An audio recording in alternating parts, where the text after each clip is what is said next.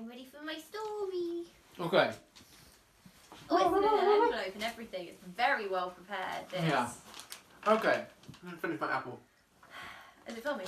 Yeah. Oh my goodness, oh my goodness! Yeah. Hi, I'm Dan Radcliffe and you are watching Unofficial QuaffleCast.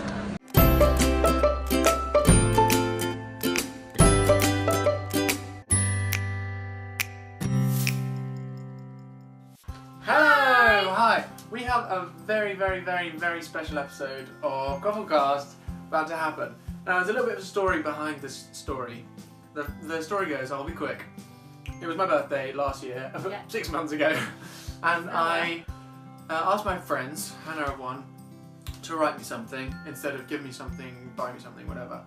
So some people wrote poems, some people wrote cards. Hannah wrote me this really wonderful card of all our favourite memories of the last year or so.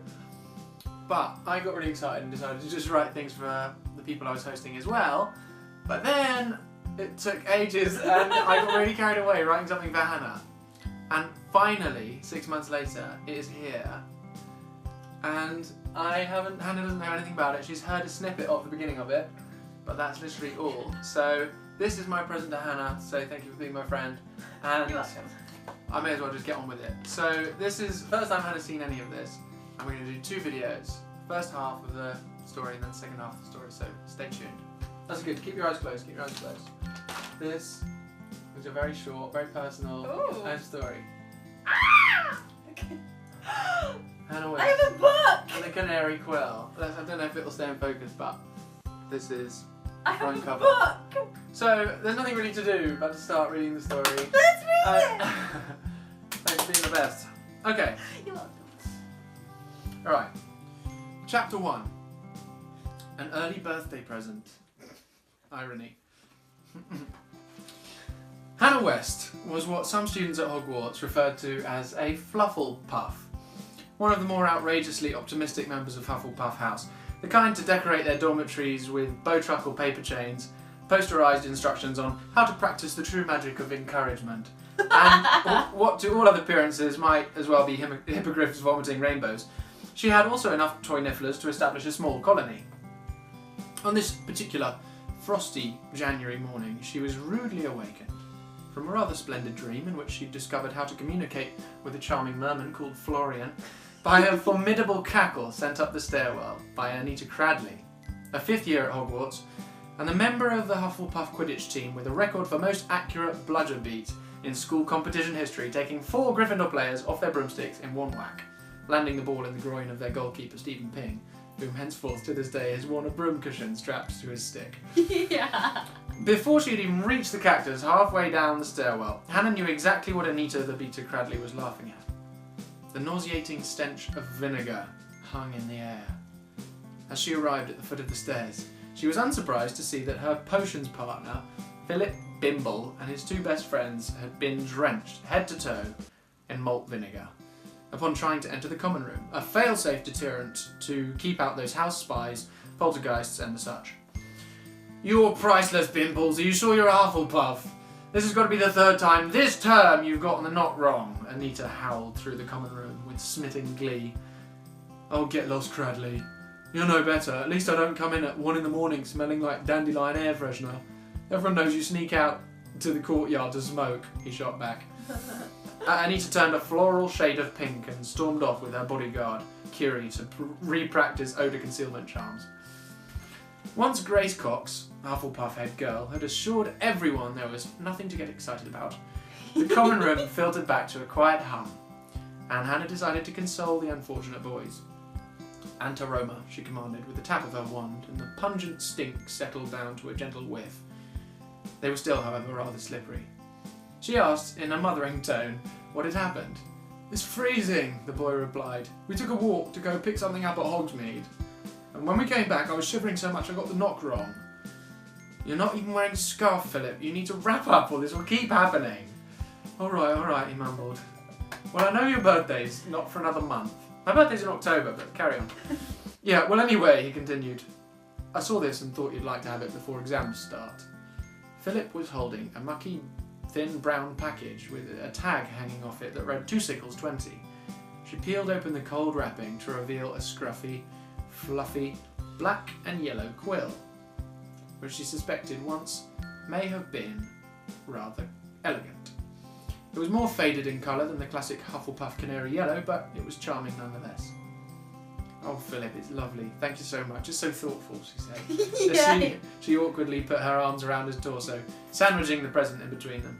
Though he kept hold of the package quite tightly, he did at least manage a smile when she pulled away. Well, actually, it was Stacky who saw it first, confessed Philip, indicating to the short, puffy little first year beside him, who was not so successful in his attempt to smile, but instead squeaked a sort of, "It's okay, you're welcome," before scuttling over to the fireplace and managing to sit on the tail of Grace Cox's particularly ungrateful cat. Well, still, thanks, Philip. It's wonderful. End of chapter 1. Yay. This is great. You're Okay. so imaginative. You should Okay. send this to J.K. Rowling. I will, yeah. Reflections on chapter 1. Highlights. The names! They're so clever. Philip Bimble. Yeah, and Anita Cradley Yeah. and Grace Cox. Grace Cox is such a head girl. That's such a head girl, though. Even in Hufflepuff. Okay, here we go. Chapter 2 of 6. The Man in the Cream Robes. Once she had hurried down her breakfast, Hannah, by the way, I'm not doing Yorkshire accent, fan. I'm just reading it as it is. I'm That's sorry fine. about that. It's alright. It's probably safer that I don't. Yeah, Okay. you might offend people.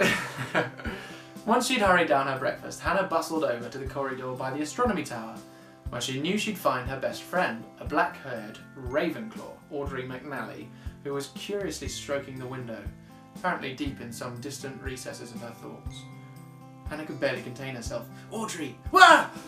blurted the girl. "What are you doing? You scared the Patronus out of me. Shouldn't you be heading over to History of Magic?" "Yeah, but I had to come and show you something," Hannah exclaimed with an infectious excitement. Audrey, however, appeared unmoved. "If you found another book about the Fat Friar's Petuar or something, I really don't have time." "No," insisted Hannah. "It's something incredible Philip Bimble bought for me from Hogsmeade." But before she could finish, a tall, bright-haired wizard in spotless cream robes strode past the window, through the courtyard, and away from the tower. "There!" Audrey grabbed Hannah's arm. "Just look at him. He's magnificent."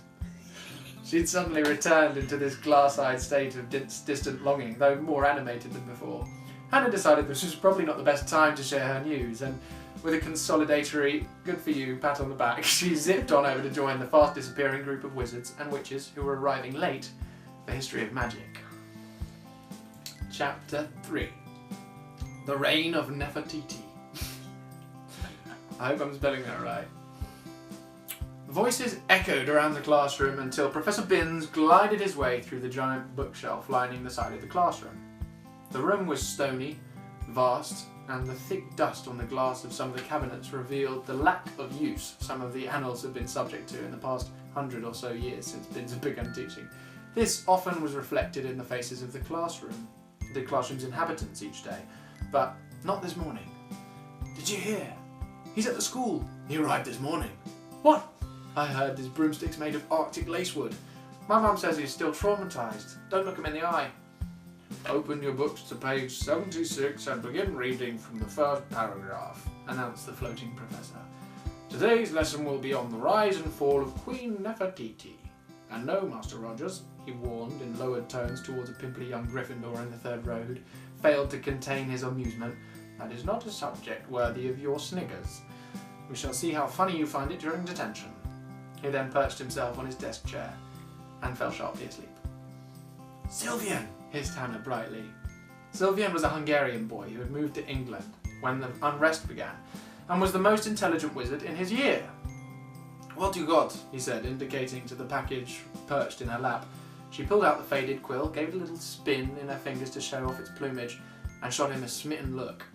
"Hannah," he whispered, "how did you find—" "Master Dobag, I presume by your enthusiastic chatter with Miss West that you have already finished reading that extract and have decided to begin your own discussion with her. Now, I don't know what they taught you in Hungary, but I can assure you that's not what we do at Hogwarts." The whole class had stopped reading, or pretending to read, and had turned to face Sylvian. Hannah quietly hid her quill back out of sight. "Now, unless you'd like to join Master Rogers in detention tonight, I suggest we carry on in silence. How does that sound?" "Yes, Professor, sorry."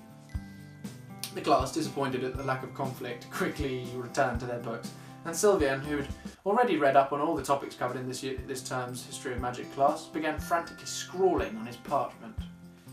Hannah slowly brought out her new quill to take it for a spin, and just as she went to dunk her tip into the ink pot, something rather bizarre happened. The quill suddenly sucked the ink up into itself. Or rather, the ink jumped up into the quill. She couldn't be sure which it was. Either way, she felt this quill was somehow eager to write. As she wrote, however, it behaved just like any other. She scratched on the paper, the ink followed, nothing unusual. She began her notes and analysis of the reign and fall of Nefertiti, a queen shrouded in mystery, and a woman whom Hannah thought was as both the first female ruler of the ancient world and also the mother of 6 girls, probably quite a fabulous role model, no matter how dully Professor Binns had managed to frame it. She began. Birth, 1370 BC. Reign, 17 years. Lived in Thebes. Disappeared, 1330 BC. Education, studied witchcraft in her parents' scratch, scratch, scratch. No ink. She shook the quill a little, careful not to draw attention. She wrote over the word, but still nothing. A muggle quill, she supposed. She made to fill the quill again, ready to see it perform its trick once more. But as she did, almost as if it was magnetic, her pot of ink shuddered away from the nib. Again, she tried, quickly this time, as if to surprise it. She ended up instead with a puddle of jet black ink on the table. This did not go unnoticed by Professor Binns, who told her kindly to take herself out of the classroom and clean off the ink on her dress the non-magical way by scrubbing it with soap in the girls' lavatories, and assured her that he would be able to tell the difference once she came back, so not to try any funny business. Sylvian folded and passed her a piece of parchment as she strode out, trying not to roll her eyes. The most frustrating part of all this was that the nearest girls' toilets were 4 corridors and a descending staircase away. Well, she thought to herself, beats Professor Binns.